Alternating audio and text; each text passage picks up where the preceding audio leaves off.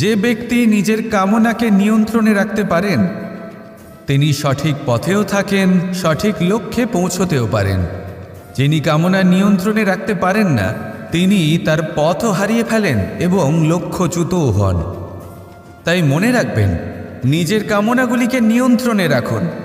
কাম নামক এই শত্রুর ওপর বিজয় লাভ করুন। নমস্কার শ্রোতা বন্ধুরা, বং কোর্স ডায়েরি চ্যানেলে আপনাদের সকলকে স্বাগত জানাই। আজকের এই ভিডিওটি থেকে আপনি ভগবান শ্রীকৃষ্ণের মূল্যবান কিছু উপদেশ জানতে পারবেন।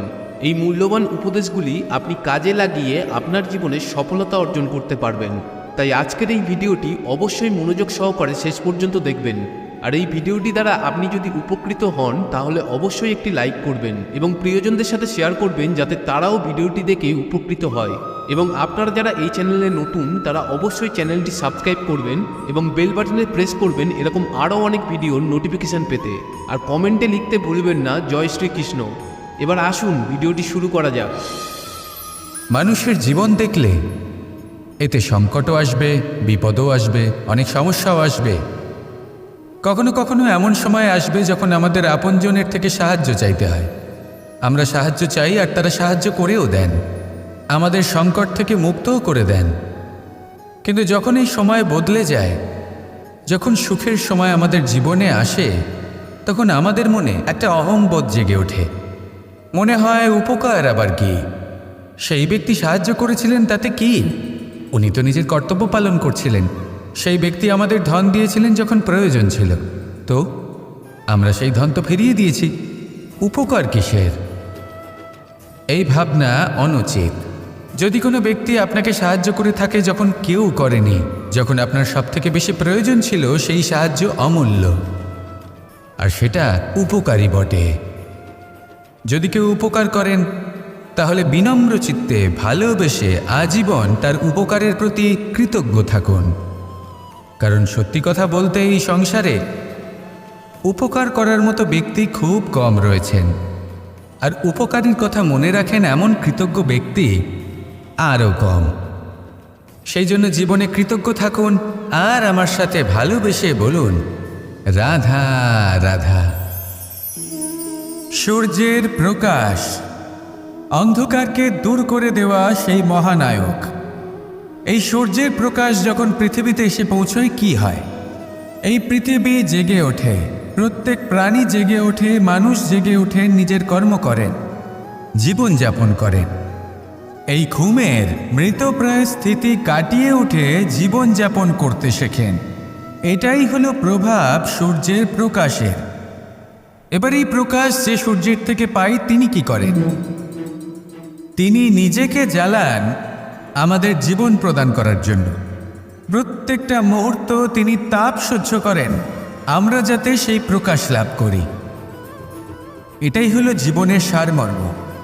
যদি আপনিও এই সংসারে প্রকাশ ছড়িয়ে দিতে চান তাহলে আপনাকেও তপ্ত হতে হবে, নিজে জ্বলতে হবে, সেই কর্ম করতে হবে যেটা কঠিন হতে পারে কিন্তু আসলে শ্রেষ্ঠ। তবেই এই সংসারের সেবা করতে পারবেন, সংসারকে পথ দেখাতে পারবেন। নিজের অন্তরের প্রকাশ জাগ্রত করুন, তবেই সেই সকল ব্যক্তি যারা পাপের অন্ধকারে নিমজ্জিত হয়ে আছেন তারা জাগ্রত হবেন। সেই সকল ব্যক্তিকে জাগিয়ে তুলুন, প্রেরিত করে তুলুন সুখী হওয়ার জন্য যারা সুখী হতে পারছেন না। সেই সকলকে প্রেরিত করুন সাফল্য লাভের যারা সফল হতে পারছেন না। নিজের অন্তরের সূর্যকে জাগ্রত করুন, চারিদিকে শুধু প্রকাশই প্রকাশ হবে, জীবনই জীবন থাকবে, আনন্দই আনন্দ থাকবে। আর এই মন বারবার প্রসন্ন চিত্তে বলে উঠবে রাধা রাধা। ধন, সম্পত্তি, এগুলো আসলে কি? এগুলো শুধু সেই মূল্য যার দ্বারা আমরা কোনো কিছু অর্জন করতে পারি। এবার এই ধনের দ্বারা এই সংসারে অনেক কিছু লাভ করা সম্ভব, কিন্তু সেই সব কিছুই শুধুমাত্র ভৌতিক বস্তুই হবে, ভৌতিক সামগ্রী, ভৌতিক সুবিধা। অর্থাৎ আপনার কাছে যতই ধন থাকুক তা আপনাকে শান্তির ঘুম এনে দিতে পারবে না, আপনাকে জীবনের বাস্তব সুখের অনুভূতি লাভ করাতে পারবে না। কারণ এগুলো ভৌতিক ধন, এ ভৌতিক বস্তুই অর্জন করাতে সক্ষম। বাস্তবিক ধন কি? যদি এই প্রশ্ন আপনার মনে আসে তাহলে তার উত্তর আমি আপনাকে দেব একটা উদাহরণের মাধ্যমে। কখনো আপনি শুনে থাকবেন যে একজন পিতা আজীবন অনিষ্ট করেন, অনর্থ করেন, খারাপ কাজ করেন শুধু ধন অর্জনের জন্য। তিনি ভাবেন যে আমি ধন অর্জন করব আর নিজের সন্তানকে একটা উজ্জ্বল ভবিষ্যৎ প্রদান করব, একটা সুখ স্বাচ্ছন্দ্যময় জীবন দান করব। এবার সন্তান যখন জন্ম লাভ করে তখন সে ভাগ্যের জোরে সেই ধন ভোগ করে। যেরকম সে পায় সেরকমই তার ব্যবহার সে করে। কখনো আপনি এটাও দেখে থাকবেন যে সেই সন্তান সমস্ত ধন নষ্ট করে ফেলে, আর সেই পিতা যিনি সমস্ত ধন সঞ্চয় করেছেন, যিনি সেই ধনের প্রভু, আজ সেই ধনের প্রহরী হয়ে রয়েছেন। এবার এরকম কেন হয়? এরকম তখনই হয় যখন সেই পিতা বুঝতেই পারেন না যে তার জীবনের আসল ধন কি। সেই আসল ধন তার সন্তানকে সে দিতেই পারে না। যদি পিতা তার সন্তানকে কর্মের জ্ঞান দিতে পারেন, উচিত কোনটা অনুচিত কোনটা সেই শিক্ষা দিতে পারেন, সংস্কারের প্রকৃত শিক্ষা দিতে পারেন, তবে সেটা ধনের থেকে অনেক বেশি গুরুত্বপূর্ণ। এটাই হলো জীবনের বাস্তব ধন। আপনি সেই কথা তো অবশ্যই শুনে থাকবেন, কুসন্তান হলে ধন সঞ্চয় করে কি হবে, সুসন্তান হলে ধন সঞ্চয় করে কি হবে। সন্তান যদি কুপুত্র হয় তাহলে সব নষ্ট করে ফেলবে, আর সন্তান যদি সুপুত্র হয় তাহলে ধন থাকুক না থাকুক সে নিজেই কর্মের পথে অগ্রসর হয়ে ধন অর্জন করবে আর নিজের জন্য এক উজ্জ্বল ভবিষ্যৎ গড়ে তুলবে। তাই সন্তানকে সম্পদ দেওয়ার আগে কর্মের জ্ঞান দান করুন, সুশিক্ষা দিন, কারণ এটাই হলো জীবনের প্রকৃত ধন। আসুন আর আমার সাথে ভালোবেসে বলুন, রাধা রাধা। প্রত্যেকটা মানুষ আলাদা হয় আর অত্যন্ত বিশেষও হয়। প্রত্যেক মানুষ ভিন্ন ভিন্ন পরিবেশে পালিত হয়, বড় হয়। প্রত্যেকের নিজস্ব চিন্তাভাবনা থাকে, নিজস্ব বিচারধারা থাকে। যখন অনেক ভিন্ন বিচারধারা একত্রিত হয়ে যায় তখন শুরু হয় বিবাদ। এবার এই বিবাদের সময় আপনি দেখবেন দুই ব্যক্তি যাদের মধ্যে এই বিবাদ হচ্ছে সবসময় এটা প্রমাণ করতে চান যে তার সামনের ব্যক্তি এবং তার ভাবনা, তার বিচারধারা বা তার বক্তব্য হলো অনুচিত। এবার এটাই যদি প্রেমপূর্বক রূপে আপনি ভেবে দেখতে চেষ্টা করেন যে সামনের ব্যক্তিটির বক্তব্য, তার মানসিকতা আসলে কি, তাতে উচিত ঠিক কি, সেটা আমরা বুঝতে পারি। একদিকে হলো এই বিবাদ যা আপনাকে সামনের ব্যক্তিটিকে অনুচিত প্রমাণ করতে বাধ্য করে, আর অন্যদিকে হলো প্রেম যা সামনের ব্যক্তিটির যুক্তি বুঝতে সাহায্য করে, তাতে উচিত কি রয়েছে সেটা বুঝতে বাধ্য করে, তাকে মহান হয়ে ওঠার পথে অগ্রসর হতে বাধ্য করে। তাই এই বিবাদকে ত্যাগ করুন আর প্রেমকে আপন করে নিন, আর এই প্রেম ভাব নিয়ে বলুন, রাধা রাধা। জীবনে সাফল্য এবং অসফলতা আপনার বল, আপনার শক্তির উপরে নির্ভরশীল নয়, আপনার মানসিকতার উপর নির্ভরশীল। যদি কোনো ব্যক্তি দৃঢ় নিশ্চয় করে নেয় তাহলে সে কখনো হারে না। যদি কেউ হার মেনে নেয় তাহলে সে কখনোই জিততে পারে না। শেষ পর্যন্ত কি হয়, এই ভাবনাই সত্য হয়ে সামনে চলে আসে, আর এই ভাবনাই পরবর্তীকালে ইতিহাস রচনা করে। সেই জন্য আপনি যদি চান আপনার নাম ইতিহাসে থাকুক তাহলে দৃঢ় হতে শিখুন। ইতিবাচক ভাবনার সাথে, পরিশ্রমের সাথে এগিয়ে চলতে থাকুন, প্রতিস্পর্ধা গ্রহণ করুন আর শুধুই এগিয়ে যেতে থাকুন। সংসারে আপনি যে কোনো উচ্চতাতেই পৌঁছতে পারবেন, কারণ ইচ্ছে শক্তি আর ভালোবাসার চেয়ে বেশি শক্তিশালী আর কিছুই নেই।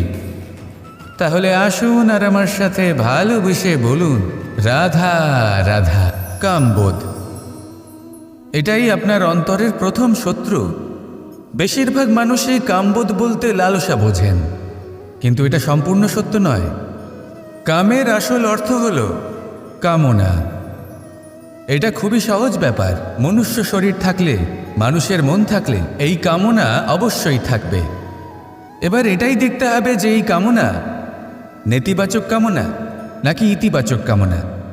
অন্য কারোর জিনিসে নজর দেওয়া, অন্য কোনো মানুষের উপর নজর দেওয়া, কোনো অনুচিত বস্তুর দিকে নজর দেওয়া, এই নেতিবাচক কামনা।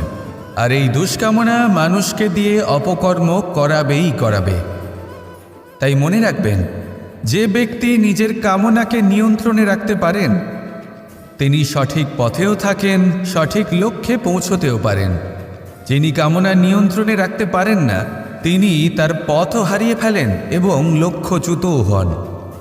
তাই মনে রাখবেন, নিজের কামনাগুলিকে নিয়ন্ত্রণে রাখুন। কাম নামক এই শত্রুর ওপর বিজয় লাভ করুন।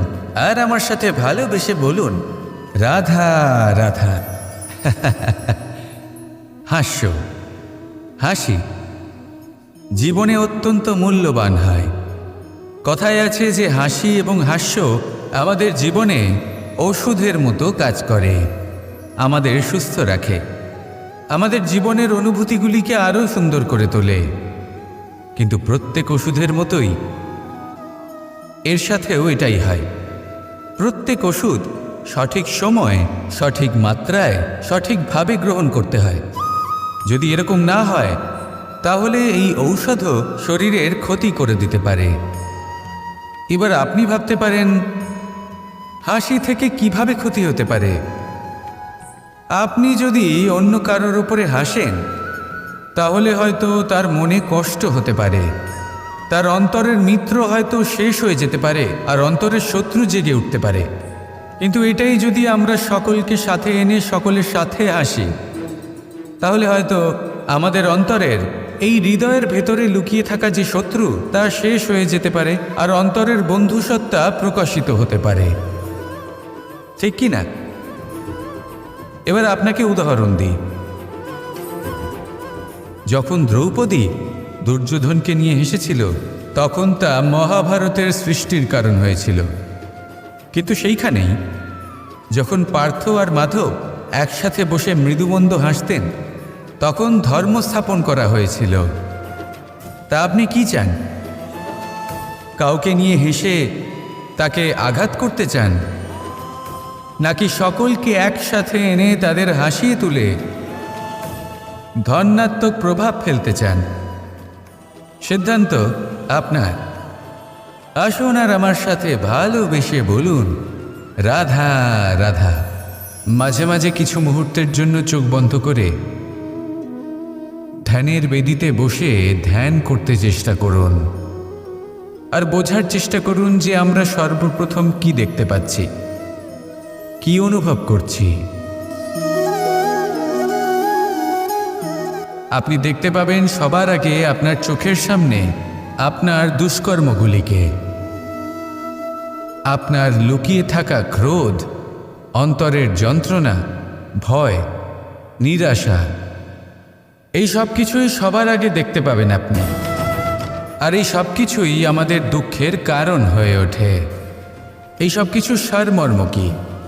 সারমর্ম শুধু একটাই, সেটা হলো এই যে আমাদের এই মন তা কিন্তু দুষ্কর্ম পছন্দই করে না। আমাদের এই মন একটা সুখময় জীবন যাপন করতে চায়, সৎকর্ম করতে চায়। তাই এটাই করুন, শুভ চিন্তা করুন, শুভ কর্ম করুন, ইতিবাচক মনোভাব নিয়ে জীবনে অগ্রসর হন। তারপর চোখ বন্ধ করে অন্তরে দেখতে থাকুন। দুঃখের আভাসই পাবেন না। এই মন প্রসন্নতা এবং প্রেমের দ্বারা পূর্ণ হবে এবং বারবার বলে উঠবে, রাধা রাধা। ছোটবেলা থেকেই আমি গরু চড়িয়ে অভ্যস্ত, সেই জন্য সকলে আমাকে গোপাল নামে ডাকত। কিন্তু গোপাল হয়ে আমি একটা অমূল্য শিক্ষা লাভ করেছি। আমি দেখেছি যে গৌশালাতে অনেক বাছুরের মধ্যে একটি গাই তার নিজের বাছুরকে অবশ্যই চিনে ফেলে। যেখানে সমস্ত বাছুর একই রকম দেখতে এবং প্রত্যেকের স্বরও সমান, তারপরেও সকল বাছুরের মধ্যে নিজের বাছুরকে ঠিক চিনতে পেরে যায় এবং তার সাথেই থাকে। ঠিক এইরকমই কিছুটা হয় আমাদের কর্ম এবং তার কর্মফল। আপনি সবার মাঝে থেকেও কোনো কর্ম যদি করেন, সেই কর্মফল সবার মধ্যে আপনাকে চিনে ফেলবে এবং আপনার সাথেই থাকবে। তাই যখনই কর্ম করবেন ভেবে চিন্তে করবেন। কোনো কর্ম করার আগে একবার ভেবে দেখুন, তাহলে জীবনে বারংবার অনুতপ্ত হতে হবে না। কারণ বিষয়টা কিছুটা এরকম যে এই সংসারে আপনি কাল, কর্মফল এবং সময়, এই তিনের হাত থেকে কখনো লুকোতে পারবেন না, কখনো পালাতেও পারবেন না। আসুন আমার সাথে ভালোবেসে বলুন, রাধা রাধা।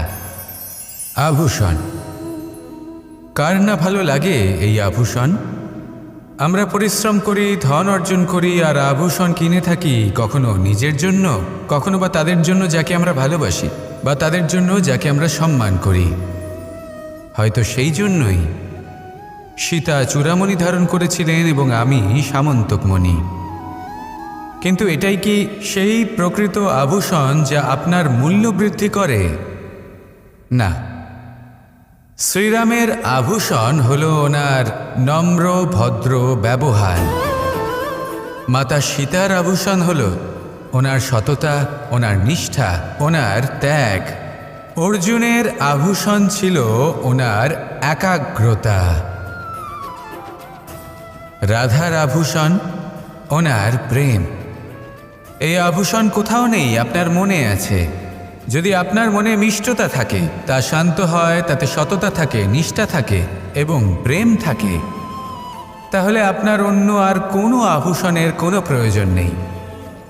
আপনি যতই ভিড়ের মাঝে থাকুন, আপনার ঔজ্জ্বল্য চোখে পড়বে। আসুন আর আমার সাথে ভালোবেসে বলুন, রাধা রাধা। সুখ এবং দুঃখ, এই দুই হলো আমাদের জীবনের অবশ্যম্ভাবী এবং গুরুত্বপূর্ণ অঙ্গ। আমাদের সকলের জীবনে কখনো সুখও আসে, আবার কখনো দুঃখও আসে। আমরা সবসময় ভাবি আমরা কিভাবে সুখ লাভ করব, কিভাবে আমরা দুঃখ থেকে দূরে থাকতে পারি। আর এই জীবনে যা কিছুই ঘটুক না কেন, সেই সব কিছু আমরা সুখ এবং দুঃখের মাপদণ্ডে মেপে থাকি। এবার এখানে একটা ছোট্ট বিষয় আছে। এটা ভেবে দেখতে হবে যে কে আসলে সুখী ব্যক্তি। সুখী ব্যক্তি হলেন তিনি, যিনি নিজের জীবনে নিজের কর্মের বিশ্লেষণ করে থাকেন, সেই বুঝে পদক্ষেপ নেন। উনি কি করতে চলেছেন সেটা উনি জানেন। আর যদি ওনার কোনো দোষ থাকে বা ভুল থাকে, তাহলে সেগুলো শুধরে নিয়ে এগিয়ে চলেন।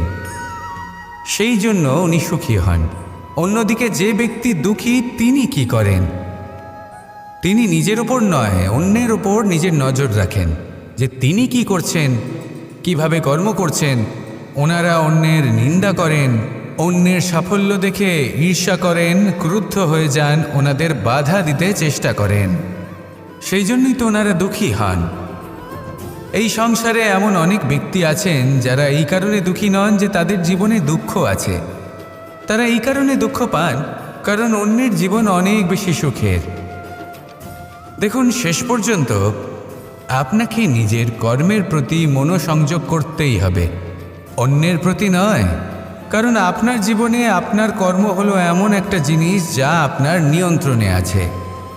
নিরন্তর চেষ্টা করতে থাকুন, নিজের কর্মকে বুঝতে শিখুন, শুধরে নিন, নিজেকে শ্রেষ্ঠ করে তুলুন। তখন সাফল্য নিজে থেকে আপনার কাছে আসবে, আর এই মন প্রসন্ন হয়ে বলবে, রাধা রাধা। প্রেমের পরিভাষা আসলে কি?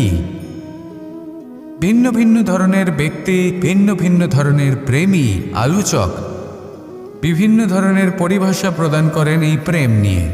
কিন্তু প্রত্যেকের মনে কখনো কখনো এই প্রশ্ন এসেছে, এই ভালোবাসা আসলে কি?